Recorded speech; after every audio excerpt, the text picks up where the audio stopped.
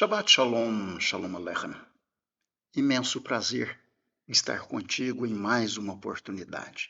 Que o Eterno possa abençoar o teu lar, a tua casa, a tua esposa, o teu esposo, os teus filhos.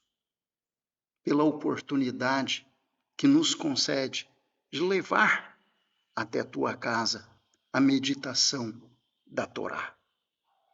Esta semana, Parashá Mishpatim, que está no livro de Êxodo, capítulo 21, verso 1, a Êxodo, capítulo 24, verso 18. Mishpatim, ou leis, reconta a série de leis que Moisés entrega aos israelitas. Isto inclui as leis sobre o tratamento dos escravos, os danos, os empréstimos, o retorno das propriedades outrora perdidas, o Shabat e o ano shabático, os feriados e a idolatria. Particularmente, como são muitos os tópicos a serem discutidos, gostaria de tratar convosco um tema em particular, dentre os tantos propostos nesta porção. Êxodo capítulo 21, verso 1 e 2, diz assim: Estes são os estatutos que lhes proporás. Se comprares um servo hebreu, 6 anos te servirá, mas ao 7º sairá livre de graça. O que isso te traz à mente? Um servo que, junto ao seu amo, presta-lhe serviços durante 6 anos consecutivos. Ao 7º ano, ensina a Torá que o seu amo deve lhe conceder liberdade sem nenhum custo. Qual a relação dos estatutos ou das leis listadas na porção Mishpatim com o que nós chamamos Decálogo ou 10 Mandamentos? Quando o mestre dá liberdade ao servo, o mestre entende que ele não é o mestre. Ele não é o dono do servo, não é o dono de nada. Deus é o mestre. Quando guardamos o Shabat, entendemos que somos derivados do poder de Deus, que Deus é o único Criador, que somos criatura. Testificamos a criação do mundo, que Deus criou o mundo em 6 dias. Muitos diriam, isto eu sei, mas Deus ao 7º dia repousa e santifica o Shabat. Na lei da escravitude, vemos que este princípio vai muito além. Durante a semana, eu e você trabalhamos no primeiro dia, o domingo, segunda, terça, quarta, quinta e sexta, e é comum que nos vejamos como criadores de algo ao final de cada expediente. Mas uma coisa é certa: a relação deste mandamento em Êxodo capítulo 21, quanto ao escravo hebreu, remete à situação do Shabat, o 7º dia. Deus está no controle de todas as coisas. No Shabat, meditamos na existência do universo. Meditamos na razão da criação de todas as coisas e nisso estamos inclusos. O mundo não gira de acordo com as nossas regras. As leis em Mishpatim adicionam uma profundidade interessante, ensinam sobre valores que cada um dos 10 mandamentos, acredite, O que é narrado em Mishpatim tem estreita relação com o que se chama 10 palavras ou 10 mandamentos. Estreita relação com o Êxodo, capítulo 20. Êxodo, capítulo 20, nos diz assim, no verso 8º: lembra-te do dia do sábado para o santificar. 6 dias trabalharás e farás toda a tua obra, assim como um escravo hebreu servia ao seu amo por 6 anos, o Eterno nos diz: 6 dias você trabalha, mas lembra-te do dia do sábado para separar, para fazê-lo santo. O 7º dia é o sábado do Senhor, teu Deus, é dele. Não farás nenhuma obra, nem tu, nem teu filho, nem tua filha, nem teu servo, nem tua serva, nem o teu animal, nem o teu estrangeiro que está dentro das tuas portas. E o Eterno nos dá a razão. Porque em 6 dias fez o Senhor os céus e a terra, o mar e tudo o que neles há. E ao 7º dia descansou, portanto, abençoou o Senhor o dia do sábado e o santificou. Não apenas abençoou o dia, mas santificou. Obviamente, esse registro já existe muito antes. Se você tomar Bereshit, ou Gênesis, capítulo 2, lá nos diz que, havendo Deus acabado, no dia 7º, a obra que criara Deus, ele abençoa o 7º dia, aliás, o único dia que tem nome, o Shabat, e o santifica.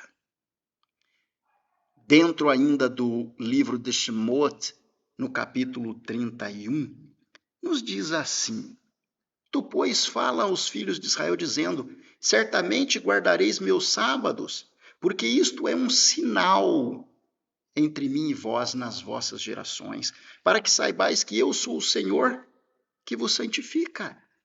Qual a finalidade ou qual a razão de nos conectarmos com o 4º mandamento? Diz a palavra de Deus: porque em 6 dias eu fiz os céus e a terra. E aqui em Shemot, ou Êxodo 31, diz mais. É um sinal entre mim e vós nas vossas gerações. Para quê? Para que saibais que eu sou o Senhor que vos santifica. A santificação vem pela obediência. E a obediência requer de nós a lembrança. Lembra-te do dia de sábado, é um sinal.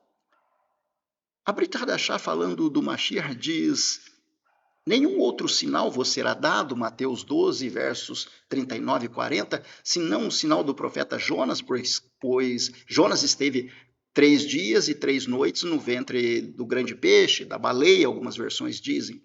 Assim o Filho do Homem estará no seio da terra. Quando foi pedido um sinal sobre a veracidade do Mashiach, ele diz: um sinal vos será dado, o sinal de Jonas. Em relação ao Shabat, nos diz a palavra de Deus: será de sinal entre mim e vós, para que saibais, para que me conheceis. Quando o Eterno operou maravilhas na terra do Egito, cumpria uma finalidade aqueles sinais, para que o Eterno fosse conhecido diante de Faraó e diante dos filhos de Israel. Aqueles sinais. Da mesma forma, o Shabat é um sinal. Me conheceríeis se observasseis meus mandamentos. Yeshua falou: aquele que me ama guarda os meus mandamentos. Yeshua disse: o sinal é que eu estarei no seio da terra 3 dias e 3 noites. E em relação ao Shabat, 6 dias se trabalha, o Shabat é um dia de santificação para trazer à memória a criação e nos fazer entender aquele que nos santifica. Portanto, guardareis o dia de sábado, porque santo é para vós. Aquele que profanar, certamente morrerá.